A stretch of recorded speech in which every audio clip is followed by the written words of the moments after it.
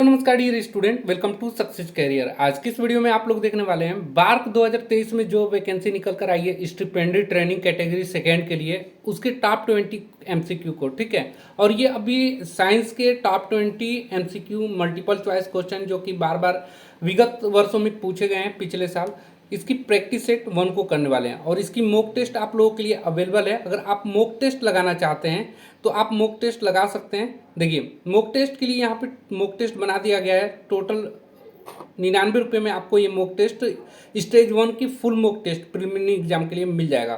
तो आपको mock test कैसे लगाना है, चलिए इस वीडियो को स्टार्ट करते हैं। सबसे पहले मैं आपको लिंक प्रोवाइड कर दूंगा, या सक्सेस कैरियर एप्लीकेशन को प्ले स्टोर से डाउनलोड कर लीजिएगा, या वेबसाइट successcarrier.classx.co.in की ऑफिशियल वेबसाइट पे विजिट करिएगा। यहाँ पे बहुत सारे मॉक टेस्ट जैसे यहाँ पे है ना, इस पर आपको क्लिक करना होगा। जैसे ही क्लिक करेंगे ना तो आप यहाँ पे बहुत सारे मॉक टेस्ट, जैसे देखिए मॉक टेस्ट 1 2 3, यहाँ पे 4 5 6 7 8 9 10 11 12 आपको मॉक टेस्ट मिल जाएगा। तो चलिए हम आज की क्लास को, जो कैंडिडेट की है ये मॉक टेस्ट सिर्फ 99 रुपये में अवेलेबल है। यदि जो कैंडिडेट इसको खरीद नहीं पाते हैं तो आप वीडियो को देखते रहेगा, मैं यहीं से आप लोगों को सारा मॉक टेस्ट सॉल्व भी कराऊंगा। ठीक है, और ये मॉक टेस्ट में आपको फुल सॉल्यूशन के साथ ये मॉक टेस्ट आपको मिलेगा।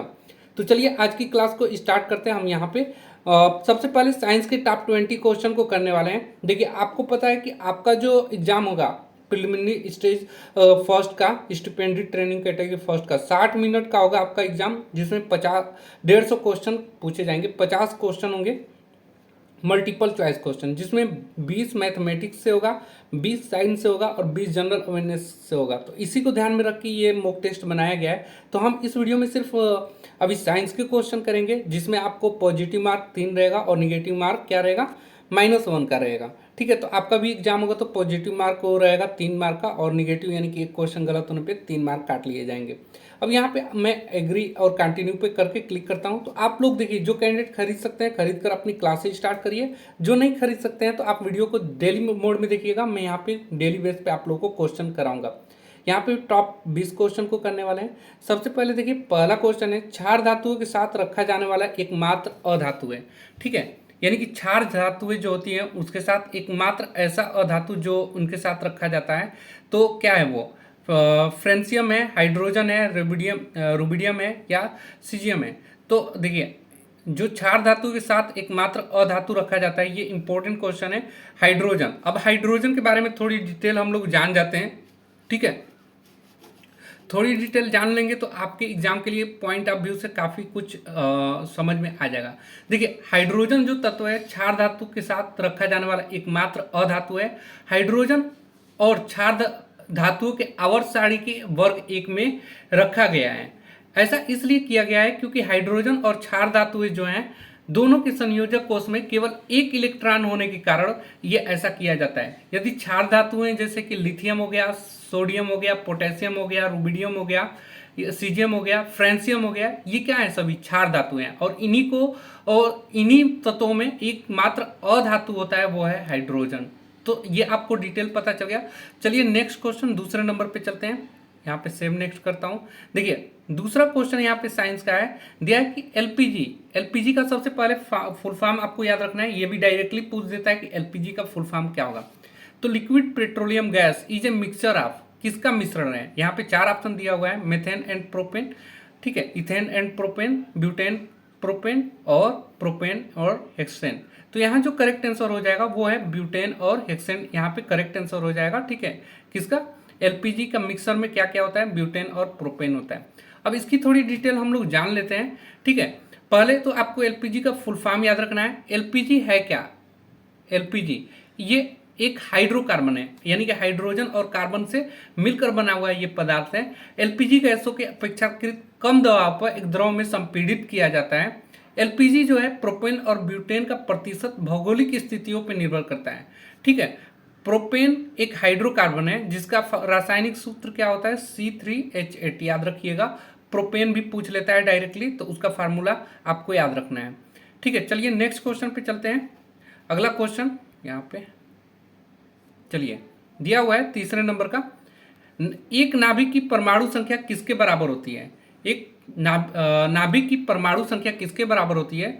The atomic number of nuclear is equal to, ठीक है, किसके बराबर होता है? इलेक्ट्रॉन की संख्या प्लस न्यूट्रॉनों की संख्या के बराबर होती है, या न्यूट्रॉनों की संख्या या प्रोटॉनों की संख्या के बराबर होती है, या प्रोटॉनों की संख्या या प्रोटॉनों की संख्या के बराबर होता है, या न्यूट्रॉनों की संख्या के बराबर होता है। तो सबसे पहले देखिए नाभिक हम लोग देखते हैं, यहाँ पे आइए। यह एक नाभिक की परमाणु संख्या कैसे ज्ञात करते हैं? तो आपको पता है कि इलेक्ट्रॉन नाभिक के चारों ओर चक्कर लगाता रहता है, ये इलेक्ट्रॉन है, और प्रोटॉन और न्यूट्रॉन ये कहाँ पे होते हैं? नाभिक में होते हैं, ठीक है। यानी कि एक नाभिक, परमाणु के नाभिक में क्या होता है? प्रोटॉन और न्यूट्रॉनों का होता है। तो यहाँ करेक्ट आंसर अगर देखा जाए तो क्या हो जाएगा? न्यूट्रॉन और प्रोटॉनों की संख्या को, योग को ही हम लोग क्या बोलते हैं? तो नाभिक की संख्या बोलते हैं। ये याद रखिएगा क्योंकि इंपॉर्टेंट है, ये क्वेश्चन पूछा गया है। चलिए कुछ डिटेल इसकी जान लेते हैं। परमाणु संख्या, इसे नाभिक में उपस्थित प्रोटॉनों की संख्या के रूप में, ठीक है, परमाणु संख्या अगर पूछा जाए, सिर्फ परमाणु संख्या, तो जितने इलेक्ट्रॉन हो गए या प्रोटॉनों की संख्या के बराबर ही हमारा परमाणु संख्या होती है। अब परमाणु वर्ग क्या होता है? तो न्यूट्रॉन प्लस प्रोटॉनों का योग क्या होता है? नाभिक में होता है, उसी को क्या बोलते हैं? परमाणु द्रव्यमान भी बोला जाता है। चलिए, तो ये आप लोग थोड़ी डिटेल जान गए ना। सबसे पहले एक और चीज लिख लीजिएगा, नाभिक में उपस्थित प्रोटॉनों और न्यूट्रॉनों की संख्या कुल योग द्रव्यमान संख्या कहते हैं, और उसे ए से डिनोट करते हैं, ठीक है। परमाणु द्रव्यमान संख्या को ए से डिनोट करते हैं और परमाणु क्रमांक को जेड से डिनोट करते हैं। ये एग्जाम में पूछा हुआ क्वेश्चन है। चलिए नेक्स्ट क्वेश्चन पढ़ते हैं। अगला क्वेश्चन दिया हुआ है, मोलरता घटेगी जब हम तापमान को बढ़ाएंगे। Molarity will decrease when V dot dot dot temperature, यानी कि मोलरता घटेगा जब हम तापमान को बढ़ाएंगे, या एक पहला ऑप्शन है बढ़ाएंगे, दूसरा ऑप्शन दिया है कम करेंगे यानी कि घटाएंगे, या स्थिर रखेंगे, या कुछ नहीं, ठीक है। तो इसका जो करेक्ट आंसर हो जाएगा क्या होगा? चलिए देख लीजिए, मोलरता घटेगी जब हम बढ़ाएंगे। तापमान को अगर हम लोग बढ़ाते हैं तो मोलरता घट जाएगी। करेक्ट आंसर क्या हो जाएगा? यहाँ पे ए ऑप्शन सही हो जाएगा। बढ़ेगा तो क्या हो जाएगी? मोलरता घटेगी। मोलरता होता क्या है सबसे पहले ये जानेंगे। तो इसे एक विलयन के प्रति लीटर विलय के मोल के रूप में परिभाषित किया जाता है मोलरता को। एक बार और परिभाषा सुन लीजिए, मोलरता क्या होता है? इसे एक विलयन के प्रति लीटर विलय और मोल के रूप में परिभाषित किया जाता है, उसे ही मोलरता कहते हैं। तो याद रखेंगे ना। चलिए नेक्स्ट क्वेश्चन पढ़ते हैं। नेक्स्ट क्वेश्चन देखिए, दिया हुआ है 5वें नंबर का क्वेश्चन, शुष्क बर्फ का रासायनिक नाम। बहुत ही अच्छा क्वेश्चन है और बार बार एग्जाम में शुष्क बर्फ का रासायनिक नाम पूछा जाता है। What is the chemical name of dry ice? Dry ice का नाम पूछा गया है। तो यहाँ देखिए 4 ऑप्शन है, ठोस कार्बन डाइऑक्साइड, दूसरा दिया है नाइट्रोजन ऑक्साइड, तीसरा ऑक्सीजन, और चौथा सल्फर डाइऑक्साइड। तो देखिए ठोस, यहाँ पे शुष्क बर्फ का रासायनिक नाम ड्राई आइस कार्बन डाइऑक्साइड को बोलते हैं, ठोस कार्बन डाइऑक्साइड को ही क्या बोलते हैं? ड्राई आइस बोला जाता है। सूखी बर्फ ठोस कार्बन डाइऑक्साइड को बोलते हैं। यह नाम इसलिए मिला क्योंकि गर्म होने पर यह तरल में नहीं बदलता। ये गर्म होने पे क्या होता है? तरल में नहीं बदलता है। इसके बजाय यह सीधे गैस में बदल जाता है, इसीलिए इसे ड्राई आइस कहते हैं। क्यों ड्राई आइस कहा जाता है? कि इसको गर्म करेंगे ना तो ये पिघलता नहीं है, द्रव अवस्था में नहीं आता, सीधे गैस अवस्था में जाता है, इसलिए इसे सूखी बर्फ या ठोस कार्बन डाइऑक्साइड या शुष्क बर्फ कहते हैं, ड्राई आइस कहते हैं, ठीक है। इसका उपयोग मुख्य रूप से कहाँ करते हैं? तो शीतलन कर्मक में किया जाता है। इसका तापमान पानी की बर्फ की तुलना में कम होता है, ये याद रखिएगा। चलिए नेक्स्ट क्वेश्चन पे चलते हैं। नेक्स्ट क्वेश्चन देख लीजिए 6 नंबर का।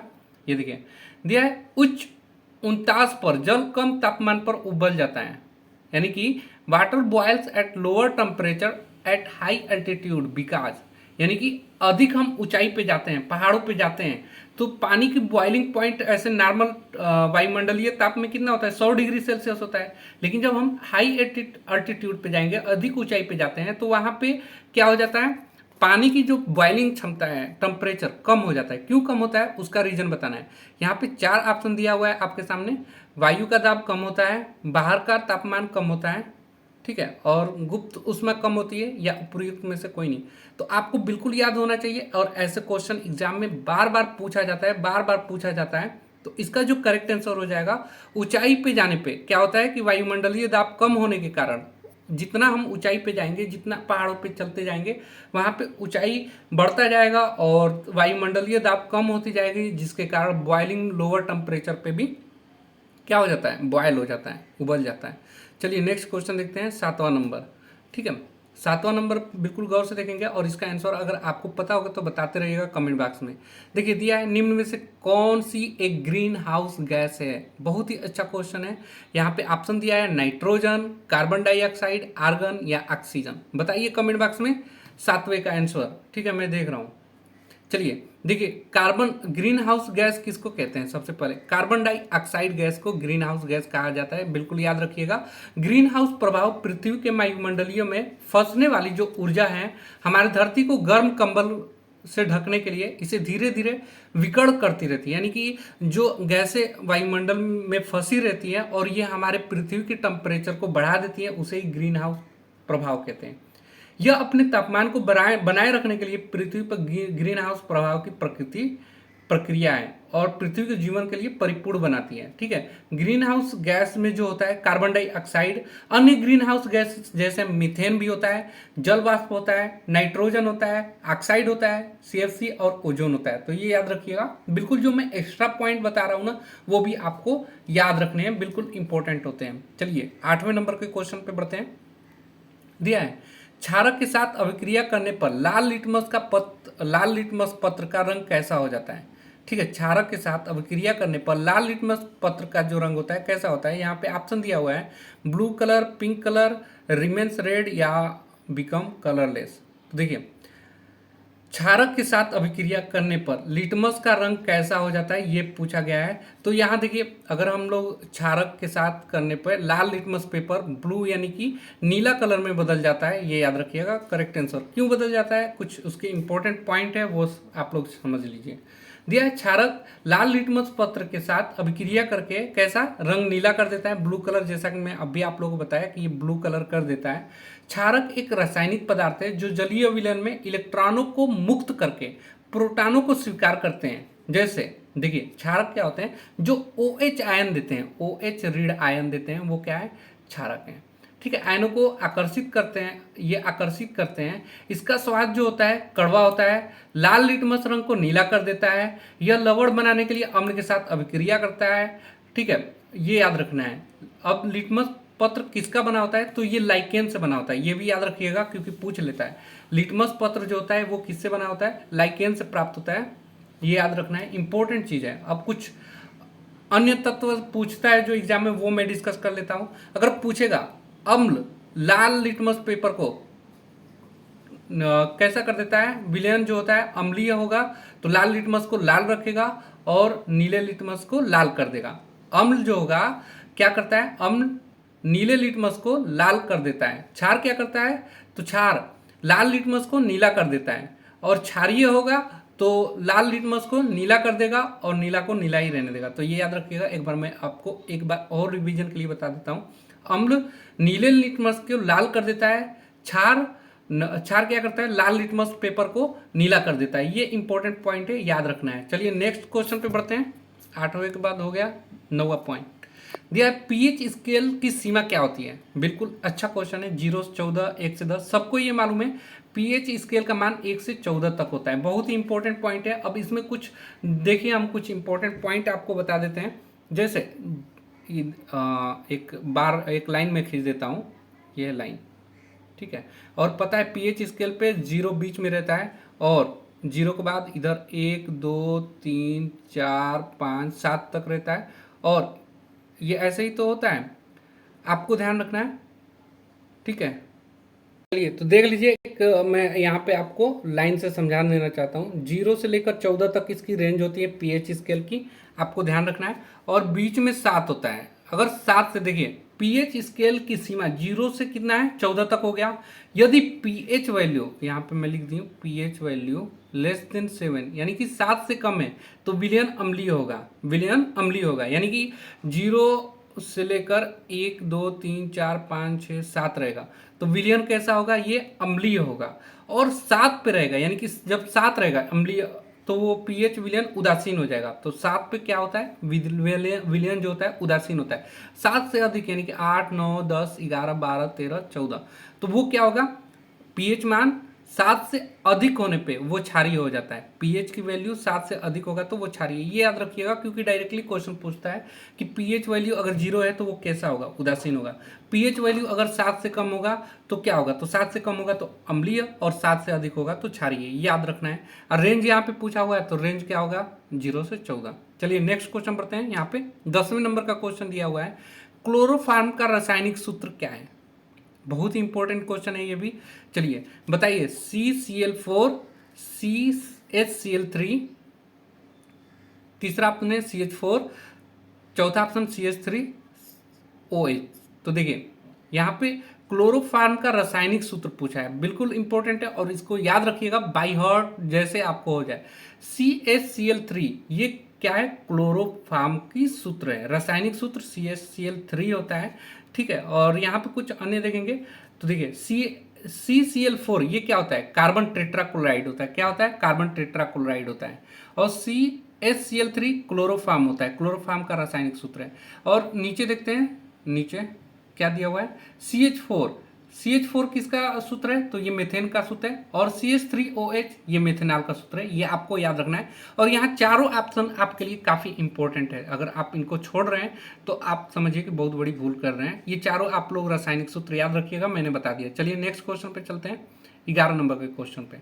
देखिए दिया हुआ है, एक बार मैं आप लोगों को दिखा देना चाहता हूँ। देखिए आपको 60 मिनट का क्वेश्चन मिलेगा जिसमें 20 मैथमेटिक्स, 20 साइंस और 20 आपको जनरल अवेयरनेस से करना होगा। तो मॉक टेस्ट आप लोग जरूर लगाइएगा, अगर पैसे है तो खरीद सकते हैं, अगर नहीं भी पैसा है तो आप टेंशन नहीं लीजिएगा, मैं यहाँ पे टेस्ट से ही पूरा चीज़ क्लियर करूंगा। आप लोगों को एक एक चीज़ यहाँ पे डिटेल बता रहा हूँ, चारों ऑप्शन बता रहा हूँ, तो आप बस चैनल को सब्सक्राइब कर लीजिए और अपने दोस्तों को शेयर कर दीजिए, ठीक है।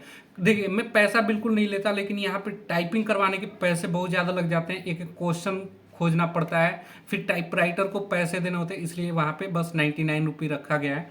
बाकी अगर आपके पास पैसे नहीं तो कोई बात नहीं, मैं यहाँ पे आप लोगों को पूरा क्वेश्चन कराऊंगा। 11 नंबर का क्वेश्चन देखिए इंपॉर्टेंट है, पूछा गया है कांस्य के घटक कौन से होते हैं, यानी कि जो कांस्य में कौन कौन से कंपोजिशन मिलाकर बनाया जाता है, एल्युमिनियम, कॉपर, मैग्नीशियम, या यहाँ पे दूसरा ऑप्शन दिया हुआ है, दूसरा ऑप्शन देख लीजिए, दिया हुआ है Cu और Zn यानी कि कॉपर और जिंक।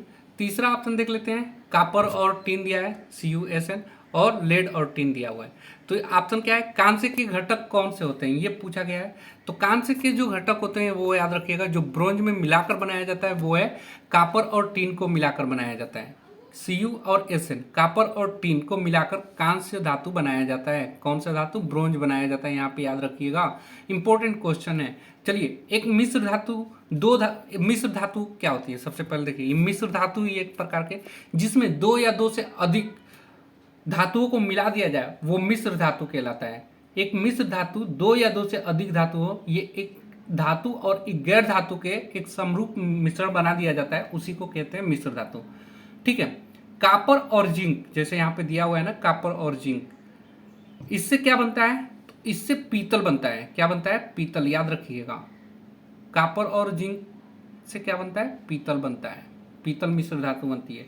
इसका उपयोग वहां किया जाता है जहाँ कम घर्षण होता है, ठीक है। अब दूसरा, और ब्रोंज अभी बताया किससे बनता है, तो कॉपर और टिन से मिश्र धातु कांस्य कहा जाता है, यानी कि ब्रोंज बनाया जाता है। ये बिजली के अच्छे संवाहक नहीं होते हैं, जबकि तांबे का उपयोग विद्युत परिपथ में किया जाता है। अब अगला देखते हैं, चौथा ऑप्शन में क्या दिया है, Pb और Sn, ठीक है, यानी कि लेड और टिन। तो इसका क्या होता है, ये भी एक मिश्र धातु, दो धातुओं को मिला दिया तो मिश्र धातु बन गया, और इससे क्या बनेगा, ये टाका बनता है। क्या बनता है, टाका, ठीक है, टाका, सोल्डर जिसे कहते हैं। गलनांक इसका टाका यानी बहुत कम होता है, इसका उपयोग बिजली के तारों को वेल्डिंग करने के लिए किया जाता है, ठीक है। और एक ऑप्शन रह गया है यहाँ पे चौथा ऑप्शन में, एल्युमिनियम, कॉपर, मैग्नीशियम और मैग्नीज। यह मिश्र धातु है जिसे ड्यूरालिमीन कहते हैं। क्या कहते हैं, ड्यूरालिमीन, ड्यूरालिमीन,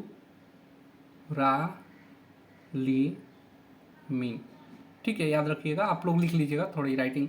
तो ये ड्यूरालिमीन है, यह मजबूत, कठोर, हल्का एल्युमिनियम की एक मिश्र धातु है। इसका उपयोग क्या होता है कि विमान निर्माण में किया जाता है, ठीक है। तो जो ऑप्शन था, चारों ऑप्शन हमने डिस्कस कर दिया। चलिए नेक्स्ट क्वेश्चन बढ़ते हैं, 12 नंबर के क्वेश्चन पे।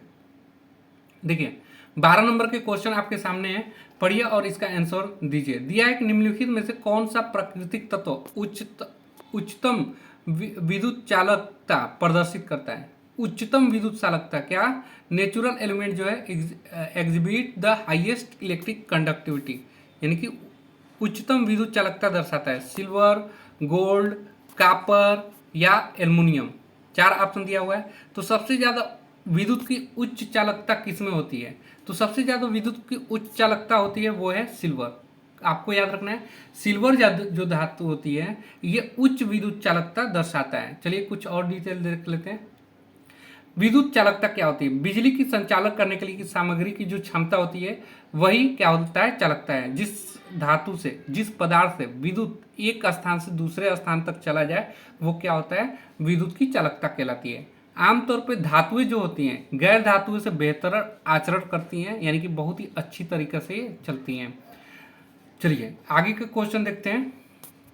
12 नंबर का क्वेश्चन हो गया। 13 नंबर के क्वेश्चन पे देखिए दिया है, निश्चेतक यानी कि एनेस्थीसिया के रूप में चिकित्सकों द्वारा उपयोग की जाने वाली लाफिंग गैस कौन सा है, यानी कि लाफिंग गैस का फार्मूला डायरेक्ट पूछ लेता है।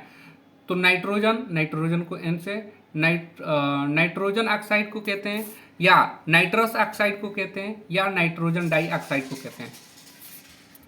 बहुत ही अच्छा क्वेश्चन है, तो ये आपको ध्यान रखना है। इसका जो करेक्ट आंसर हो जाता है ना वो नाइट्रस ऑक्साइड होता है। नाइट्रस ऑक्साइड को ही क्या करते हैं, डॉक्टरों द्वारा जो है निश्चेतक के रूप में उपयोग किया जाता है। और दूसरा नाइट्रस ऑक्साइड को लाफिंग गैस के रूप में इस्तेमाल किया जाता है। और ये कैसा कलर होता है, तो ये रंगीन गंधहीन गैस होती है, इसमें कोई भी गंध नहीं होती, ये रंगीन होती है यानी कि कोई भी रंग नहीं होता, ठीक है। और निश्चेतक के रूप में इसका इस्तेमाल किया जाता है। चलिए नेक्स्ट क्वेश्चन बढ़ते हैं। कितने नंबर का क्वेश्चन था ये, 13 नंबर का। चलिए 14 नंबर का क्वेश्चन आप करिए और बताइए। 14 नंबर का क्वेश्चन दिया है, धावन सोडे का रासायनिक नाम क्या है, chemical name of washing soda. देखिए ये मॉक टेस्ट आप सक्सेस कैरियर एप्लीकेशन और वेबसाइट दोनों लिंक मैं दे दूंगा, आप लोग लगाइएगा। एग्जाम से पहले अगर आप मॉक टेस्ट लगाएंगे तो आपको फायदा ये होगा कि आप खुद एनालिसिस कर पाएंगे कि आपको 50 में कितने क्वेश्चन सही हो रहे हैं, 150 में कितना मार्क्स आ रहे हैं ना। बाकी मैं कट ऑफ वगैरह बता दूंगा आप लोगों को, तो पहले आप अपनी तैयारी करिए।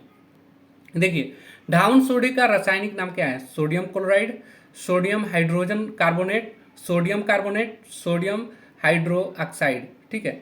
तो यहाँ पे देखिए धावन सोडा का रासायनिक नाम आपको बताना है। क्या होता है धावन सोडा, तो धावन सोडा सोडियम कार्बोनेट को बोलते हैं। किसको बोलते हैं, सोडियम कार्बोनेट को धावन सोडा बोलते हैं। अगर इसकी फार्मूला की बात करें, ठीक है, तो क्या होता है Na2CO3 सोडियम कार्बोनेट, ठीक है। सोडियम कार्बोनेट का फार्मूला आप लोग याद रख लीजिएगा, बिल्कुल डायरेक्टली एग्जाम क्वेश्चन पूछ सकता है। और यह कार्बनिक अम्ल होता है ना, सोडा एक रासायनिक यौगिक है ये। चलिए आगे का क्वेश्चन बढ़ते हैं। 14 नंबर का क्वेश्चन हो गया। अब चलते हैं 15 नंबर का क्वेश्चन पे। दिया एसी को डीसी में परिवर्तित करने के लिए उपयोग की जाने वाली उपकरण को क्या कहा जाता है, ठीक है। क्या कहते हैं, ऐसा उपकरण जो एसी और डीसी दोनों में प्रयोग किया जाता है। A device use for converting AC into DC, AC को डीसी में परिवर्तित करता है। कौन, ट्रांसफार्मर, रेक्टिफायर। उम्मीद करते हैं ये तो सभी लोग क्वेश्चन दे पाएंगे। प्रेरक कुंडली या डायनेमो, यहाँ पे चौथा ऑप्शन डायनेमो दिया हुआ है। तो एसी को डीसी में कौन बदलता है, बिल्कुल कमेंट बॉक्स में बताइए, मैं कमेंट बॉक्स आप लोगों का देख रहा हूँ। चलिए करेक्ट आंसर आना शुरू हो गया है। क्या होता है, जो रेक्टिफायर होता है ये एसी को डीसी में बदलता है। किसको, एसी को डीसी में, जिसे हम लोग डिस्टकारी भी बोलते हैं। रेक्टिफायर डिस्टकारी ये एक ऐसा उपकरण है जो द्विदिशीय प्रत्यावर्ती धारा यानी कि एसी को, यानी कि प्रत्यावर्ती धारा को, अल्टरनेट करंट को एक दिशीय यानी कि डायरेक्ट करंट, एक दिशीय डिस्ट धारा यानी कि डायरेक्ट करंट में परिवर्तित करता है। रेक्टिफायर जो है ये क्या करता है, एसी को डीसी में बदलता है। याद रखिएगा, बहुत ही इंपॉर्टेंट क्वेश्चन है, ठीक है। हाँ चलिए नेक्स्ट क्वेश्चन पढ़ते हैं। अगला क्वेश्चन देखिएगा 16 नंबर। किसी पदार्थ के गुरुत्वाकर्षण के कारण त्वरण किनके ऊपर निर्भर करता है। यहाँ पे 16 नंबर का क्वेश्चन दिया हुआ है, acceleration due to gravity of a substance depend upon its. देखिए पदार्थ के गुरुत्वाकर्षण के कारण त्वरण किनके ऊपर डिपेंड करता है, आकार पे, दूसरा ऑप्शन दिया है आकृति पे, तीसरा ऑप्शन दिया है द्रव्यमान पे, चौथा ऑप्शन दिया हुआ है इनमें से कोई नहीं। तो देखिए पदार्थ के गुरुत्वाकर्षण के कारण त्वरण किनके ऊपर निर्भर करता है, तो वो निर्भर करता है इनमें से किसी पे नहीं। त्वरण का फार्मूला क्या होता है? देखिए, वेग की परिवर्तन दर को क्या कहते हैं? त्वरण कहते हैं। तो ये वेग पर और समय पर निर्भर करता है, या हम force equal to m into a होता है। तो ये किस पे डिपेंड करेगा? बल पे डिपेंड करेगा ना। तो देखिए यहाँ तीनों में से कोई ऑप्शन नहीं है, तो ये इनमें करेक्ट आंसर क्या हो जाएगा? इनमें से कोई नहीं करेक्ट आंसर हो जाएगा। ये याद रखिएगा, बिल्कुल इंपॉर्टेंट क्वेश्चन था और यहाँ पे आप लोग थोड़े कंफ्यूज हो सकते हैं। ठीक है, F equal to M G बोलिए या एम ए त्वरण को बोलते हैं। चलिए, गुरुत्वाकर्षण बोल रहा है ना, तो गुरुत्व देखिए थोड़ा सा आप लोग यहाँ पे कंफ्यूज नहीं हो जाएंगे। F equal to m into a, ये कब लगाते हैं? ये तब लगाते हैं जब हमारा कोई गति अवस्था में हो या विरामावस्था में हो, या F equal to M G गुरुत्वाकर्षण के कारण लगाते हैं। जी यहाँ पे गुरुत्वाकर्षण त्वरण है। चलिए अगले क्वेश्चन पे हम लोग बढ़ते हैं। दिया है अगला क्वेश्चन, आप लोग देखिए। हाँ आ गया, पढ़िए। दिया है 17 नंबर का, ध्वनि की चाल किसमें अधिकतम होती है? बहुत ही अच्छा क्वेश्चन है। ध्वनि की चाल निर्वात में अधिकतम होती है, गैस में अधिकतम होती है, द्रव में अधिकतम होती है, या यहाँ पे चौथा ठोस में। तो आपको यह ध्वनि की चाल सबसे अधिकतम जो होती है ना, वो ठोस में होता है। ठीक है, और सबसे कम किस में होता है? तो सबसे कम निर्वात में होता है। याद रखिएगा, दोनों इंपॉर्टेंट क्वेश्चन है। अगर ध्वनि सबसे तेज बात करें तो जिसका घनत्व तो अधिक होगा, ठोस का घनत्व तो अधिक होता है, इसलिए किस पे? ठोस में अधिक ध्वनि सुनाई देगा और निर्वात में सबसे कम। ठीक है, ध्वनि की जो चाल होती है माध्यम के घनत्व पर निर्भर करता है, यानी कि डेंसिटी पे निर्भर करता है, और ठोस का घनत्व अधिक होता है, डेंसिटी अधिक होती है, जबकि गैस और निर्वात में सबसे कम होता है। चलिए अगला क्वेश्चन पढ़ते हैं। 18 नंबर, सूर्य द्वारा उत्सर्जित प्रकाश पृथ्वी पर कितने समय में पहुंचती है? 1 सेकेंड में, 10 सेकेंड में, 13 सेकेंड में, या नन एबव? देखिए, सूर्य द्वारा उत्सर्जित प्रकाश पृथ्वी पे कितने समय में पहुंचती है? 1 सेकेंड, 10 सेकेंड, 13 सेकेंड, या नन ऑफ द एबव। ठीक है, तो आपको याद रखना है, ये क्वेश्चन करने के लिए आपको पता होना चाहिए पृथ्वी द्वारा जो सूर्य की प्रकाश है वो पृथ्वी पे 8 मिनट 20 सेकेंड 8 मिनट 20 सेकेंड में पहुंचता है, और 8 मिनट 20 सेकेंड किसी ऑप्शन में नहीं दिया हुआ है। तो करेक्ट आंसर क्या हो जाएगा? चौथा option, none of this correct answer हो जाएगा। आपको याद रखना है सूर्य द्वारा पृथ्वी पर प्रकाश पर कितने समय में पहुंचता है? तो कितने समय में? 8 मिनट 20 सेकेंड में, आपको याद रखना है।